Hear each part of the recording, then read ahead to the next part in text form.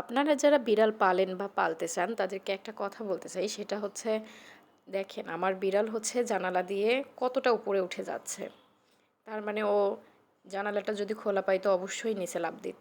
আর আমি চারতলায় থাকি যেহেতু, ও কিন্তু চারতলা থেকে যদি পড়ে যেত তাহলে ওর অনেক বড় ক্ষতি হয়ে যেত। তো যেটা বলছিলাম, বিড়াল পালার আগে বাসা অবশ্যই ক্যাট প্রুফ করে নিতে হবে। এই যে দেখেন আমার জানালায় আমি কিন্তু, আমরা বলি এটাকে গুণা, অনেকে অনেক রকমভাবে বলে। তো এইটা দিয়ে পুরো জানালাটাকে কাভার করে দিছি। এরপরে ও কী করে, ও হচ্ছে এগুলো সরায় সরায় আবার ফাঁকা করে ফেলে। তো এগুলোর দিকে অ্যালার্ট থাকি আমি সব সময়, যেন কোনোভাবেই খুলে না যায়। তো এভাবে কিন্তু আমার পুরা বাসা, জানালা বলেন, বেলকুনি বলেন, এভাবেই আমি এই গুণাগুলো দিয়ে আটকায় রাখছি যেন ও বের হতে না পারে কোনোভাবেই। কারণ কিছুদিন আগে আমি একটা বিড়ালের ভিডিও দেখেছি যেখানে চারতলা থেকে পড়ে গিয়ে ওর কোমর ভেঙে গিয়েছে।